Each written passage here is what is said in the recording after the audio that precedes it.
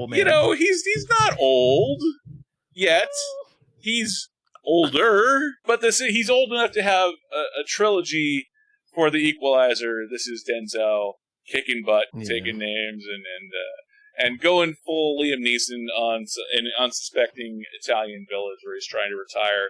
Looks like I actually haven't seen any of these films yet, but definitely need to catch up on The Equalizer. So tell me, your number 12 movie, The Equalizer Part 3. Yeah, so I recently watched the first two this year. I think I watched the first one like 3 months ago, and then I saw the trailer for 3. I was like, oh, there's another one coming out. Let me go watch 2. And I'm like in the minority of people that like 2 more than 3. 2 more than 1. A lot of people like 1 more because it's a little bit more focused. But these are fun films. I don't think they're like John Wick level or like the best action films ever, but Denzel's so charismatic that he doesn't even need to run around for you to like him. In these movies, he really just like stands in one place most of the time and kind of walks slowly.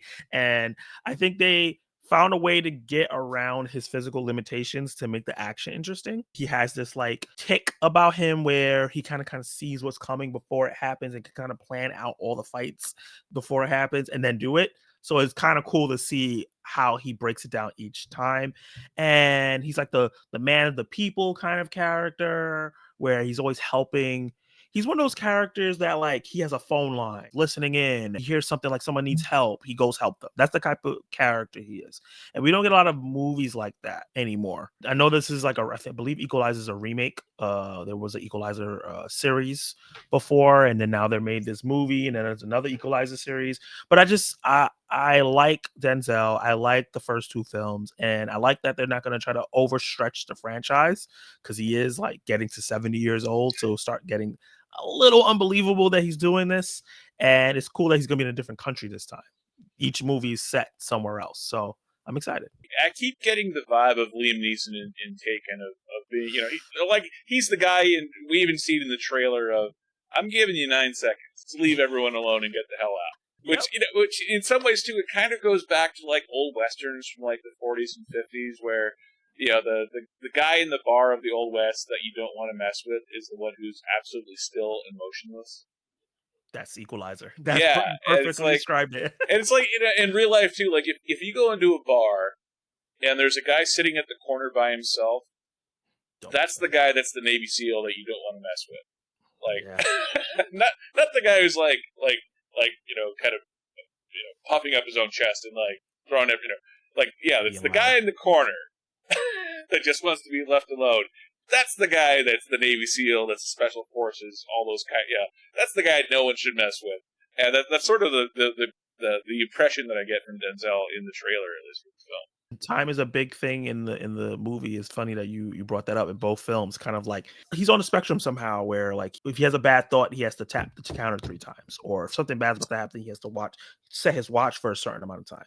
There's a little aspect of that. He has OCD in the extreme way where like I have a friend that has it in a way where I remember one time he got up and he had a bad thought and he had to sit down and get up 3 times, like that kind of thing where it affects your motor skills and you have to kind of do things because you think something bad's going to happen. There's a little bit of an aspect like that there where it affects his action skills. So I think also that's really cool where it's like that slight representation there of people with a disability. So I think that's cool. That is sort of an interesting thing too. Like we don't generally think of people with special needs kicking ass in films and being an action star. So that's sort of a different take on the action film star genre. Sort of interesting too. She's all grown up now, but Dakota Fanning, showing up with Denzel, and I can't remember the title, but wasn't she with Denzel in a movie when she was a real little kid? I think. Yes, I can't remember the title. Man on Fire. Yeah. So Dakota Fanning, she still acts. She's not completely out of the business, but she doesn't do as many films now. So, are you excited to see Dakota Fanning showing up in the trailer for this? To me, it looks like she's not a huge part of the film. It sort of looks like she's showing at the beginning or the end or something. Like she's the one with the Mission Impossible assignments or whatever. It sort of feels like that. Like it doesn't feel like she's the co-star of the film for whatever reason. But are you excited for Dakota Fanning showing up here too? Yeah, it's just cool that they worked together so long ago, and now she's an adult, and they get to work on a different franchise, a different action movie.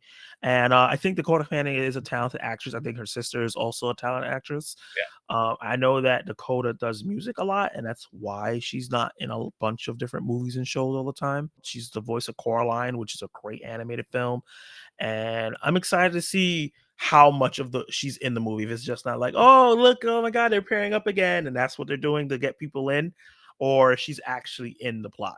And you said you watched you already rewatched the first two Equalizer movies. Which is better of the two? To me, I like the second one more. I think the third act is a lot stronger in the second one than the first one. They're both very similar in kind of the plot that's going on, but I kind of like the characters in the third act better in the second one. Would you be surprised if Dakota Fanning shows up and starts kicking butt too? No, I wouldn't be surprised at all, because that's kind of what the way action movies going, where they have to have like a sidekick, and now it's usually a female sidekick. So I can definitely see that. It would have made more sense for Chloe Grace Moretz, who was in the first movie, to come back and do it, because Yeah. we already know she has the ability to look like she kicks ass, and she was in the first movie. The whole movie was about him helping her, so that would have been cool. But it's fine. I like the fact that Dakota Johnson there, but it'd be cool if she's also kicking ass, and it would help since Denzel can't move his knees, so it'd be cool to have another action person in there to kind of like move around and do something else. Who would you rather see play Denzel's son in an upcoming movie? Just random movie of your choice. Who would you rather see cast as Denzel's son in a movie?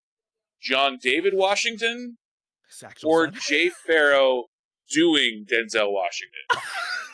Who would you rather see as Denzel's son in a random upcoming movie of your choice? Who would you rather see? Can they just be twins and both be his kids? I love the idea of like John David Washington's serious son, the one that like is super serious and looking for his attention, and Jay Farrow is like the goofy one, but he's just really good at stuff, and that's the one he favors. And he's like, he's a goofball, but he's really good at everything. I love that idea. And John David Washington's like, Dad, he's making fun of you all the time. He's like, I am not making fun of. Like, so I like him. We relate to each other. Oh, and speaking of that, I gotta say, Antoine Fuqua, I'm really glad to see him doing action films. Another really good director, and I gotta bring it up because we don't get a lot of black directors doing action films. So I love that he got his own trilogy, and he's getting to finish it out. And he wants to do a prequel with Michael B. Jordan, which I'm like, he doesn't look like Denzel. That's gonna be weird. Yeah, that would be. Yeah, I love Michael B. Jordan, but I would struggle to see. You know what? That actually that'd be like seeing Average Joe. That'd be like seeing Joseph Gordon-Levitt doing a young Bruce Willis. Like they don't really look alike, and they really don't have the same personality. They had to do the whole thing. Yeah, I love that movie, but it was a weird choice. Yeah, I can't. Yeah, I can't see him playing a young version of Denzel. But hell, I mean, Jay Farrow and John David Washington could easily book it.